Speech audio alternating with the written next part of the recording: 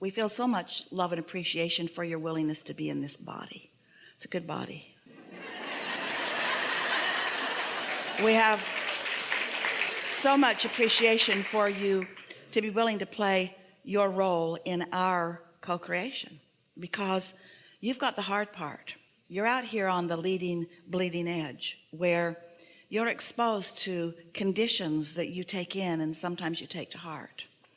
And you knew when you made the decision to do it that you'd see some things that you didn't want to see, but you knew it was worth it, because you knew out of seeing what you didn't want that you would be able to, in the unique way that is you would be able to come to conclusions about improvements, not just for you, but for the people you love and for the world that you love. You knew that these ideas would burst out of you, and you knew that when they did, that there'd be a gap, because you knew that the very contrast that provided you the launching of the rocket was going to hold you in contradiction to the new rocket for a while. But you knew that we would keep our promise to you. That's why you weren't surprised to meet up with us. You knew that we would keep our promise and that we would not take our eyes off of your goals, of your objectives. And you knew that that's how it worked. But somehow you did a little tricky twist on yourself, because you've decided to beat up on yourself for not always easily going right along. You say to yourself, I know this stuff, why don't I just go with that flow? And the answer to that is because law of attraction won't let you, and that's a normal thing. And sometimes it has to get worse and worse and worse before you ask for more and more and more. But it gets easier and easier for you all the time. Have you noticed that? We are taking so much delight in how much you do catch on to right away, and how much resistance you're leaving aside, and how much resistance that was one time active in you, a lot, that is no longer active or rarely active within you. And so our wish for you is that you feel about you as we do. And of course, that's not a possible thing, really, because you are your perspective and we are our perspective. But we are dominant, and we do have you outnumbered.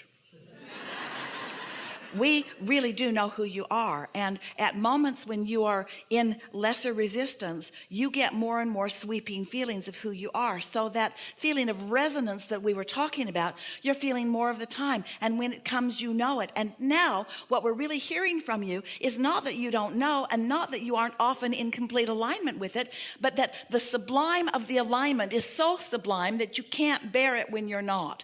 Well, you've just got to suck it up. You've just got to accept that that's going to be that way, that it can't feel good when you're not in alignment, and it always feels good when you do, and both are part of the bargain that you struck when you decided to come. So it's time for you to stop beating up on yourself for every little bit of negative emotion. Esther saw coffee spilled all over all of them, and she said, I did that. And there was something about the universe humorously delivering to her something that was a vibrational match to how she was feeling, that made her feel extra, extra loved. Isn't it nice that law of attraction responds to you truly, honestly? That law of attraction doesn't play games with you, that it's always consistent? And isn't it a wonderful thing that we, your inner beings, stand in full appreciation of you no matter what you're doing? And isn't it nice to know that the way you feel can't be separated from the way we feel? Aren't you glad to know that you have all of these options? And aren't you glad to be in an environment of such freedom, where you're free to think whatever thoughts you choose to think, and that the thoughts that you think are always in relationship to the thoughts that your inner being is thinking? Can you imagine a more perfect guidance system than that? Don't you feel blessed that every step that you take, you have someone else walking with you and loving you and knowing you and not doing it for you? Would you want us to do it for you? You would not allow us to do it for you. Even if we could do it for you, you would not want us to do it for you, because you are the creator of your reality. You are a leading edge being out here on this leading edge, and we are your support system, and what you accomplish we all benefit from. But this is your game that we are all involved in, and it's a big game, and it matters immensely to all of us, and there is great love here for you.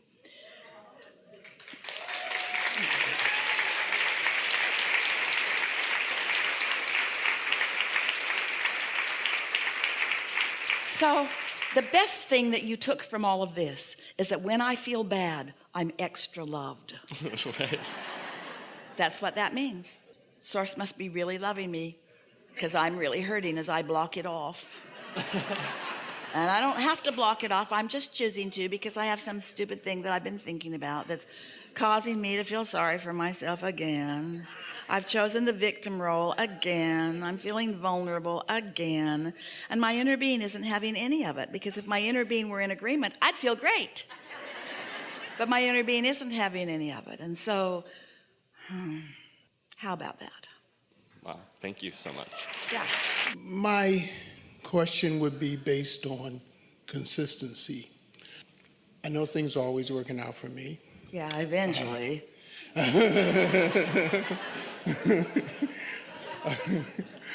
I do know that when I have a desire, that from step 1, I understand step 2, and I get to step 3, and then it's like I'm going and it's rolling, I'm tuned in, turned on, tapped in, I'm ready, I'm there, and I start to see some manifestations Yes. as they come. Yes.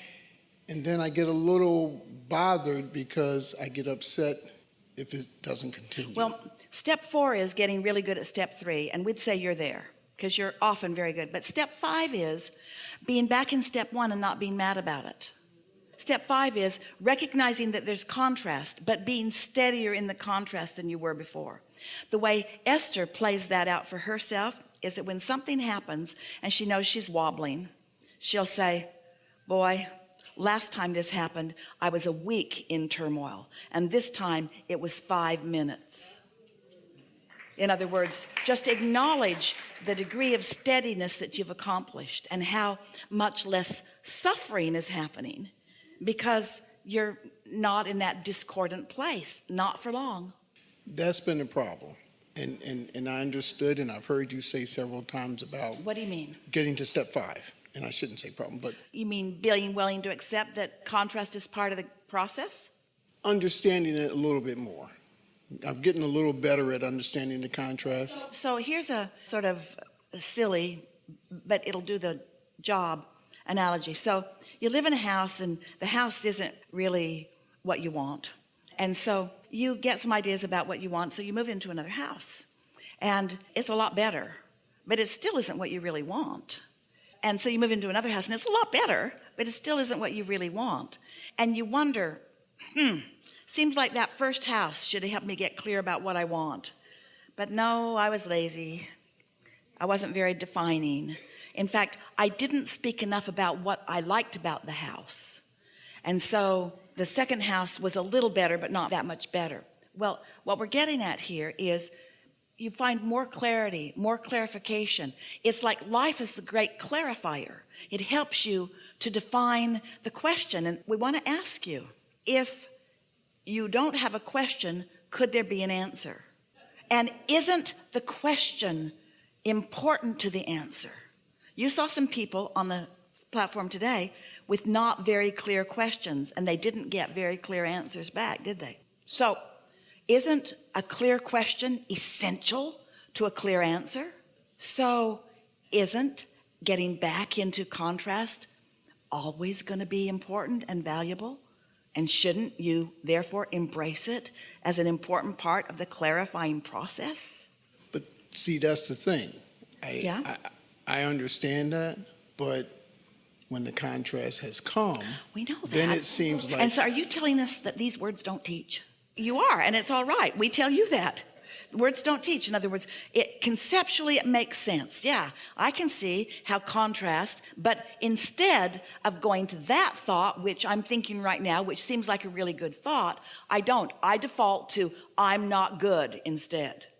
I default to the thought that I've thought the longest in my life. I'm not good at this, I'm not doing a good job, I should be doing better, others are doing better. That's the thought that you default to, even though there is an active thought that in time will be the dominant active thought, and it is the dominant active thought of your inner being. And so when it is the dominant active thought of your inner being, but it's not the dominant thought of you, what do you feel? Negative emotion. So what's the negative emotion telling you? Oh, my inner being feels differently about this. I'm choosing to say I'm not good at this and that I should be doing better and that this contrast shouldn't be happening to me. And my inner being is saying, great job, you just clarified with coffee all over your feet. Esther could have sat there and just felt despondent. She could have thought, oh, I teach this stuff. Tomorrow I'm going to be on a stage and people are going to be expecting Abraham to say important things, and look at how I've created my reality. But she didn't. Instead she said, that is evidence of what I had going on. And what I had going on was not being willing to vie for my own well-being, to ask for what I want. You're all trained, Esther too, especially Esther, to be of service and to give up her seat for someone else. She's given up her first-class seat for someone who could use it better so many times because their foot was hurting or their seat was awkward or they wanted to sit next to their mate or they were sick. So many times because somewhere in your experience you have taught yourself that service is about sacrifice, and it never is. Service is about alignment so that you've got something to serve with.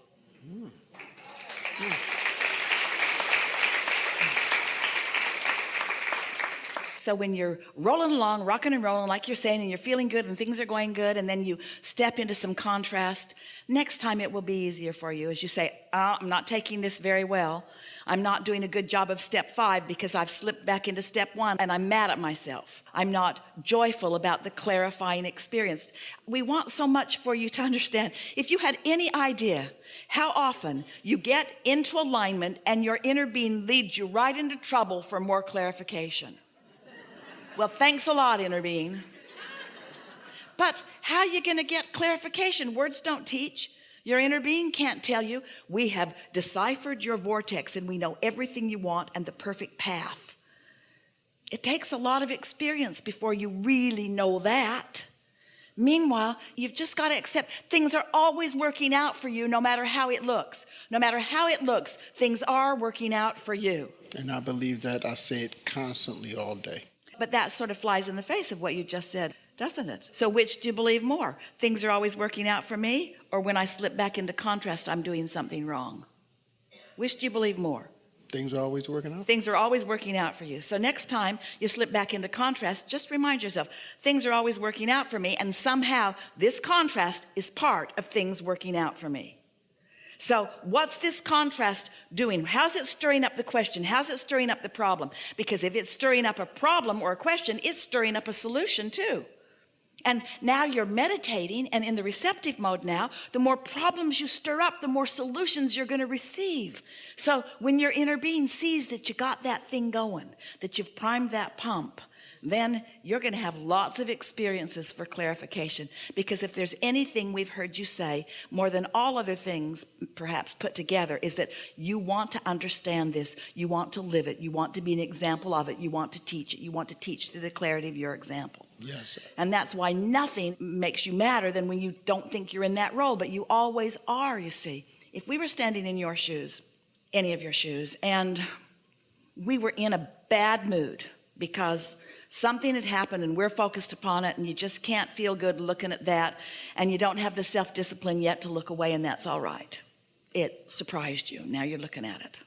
And so someone you care about, maybe those you consider your students, maybe your own children, somebody you care about observes you in this negative frame of mind. We'd like you to look right at them and say, I'm in a really bad mood because I'm not allowing myself to be who I really am, because I'm looking at something in a way that my larger self is not seeing. Now, you don't need to say all of those words to them, but you want to mean it when you look at them. I'm in a bad mood. And then say, if you'll excuse me for a little bit, I'm going to go off, get myself back in alignment, and when I do, I'll be back. Then go. Get in alignment and come back, because it is our promise. If you try to get back into alignment while you're standing in front of people who have already evaluated you and decided that you're not in alignment, that's the hardest possible place to be in. Don't do it in front of them, but tell them what you're doing. I'm out of whack. Gonna go get back into whack. I'll be back. I'll be back when I'm back in whack.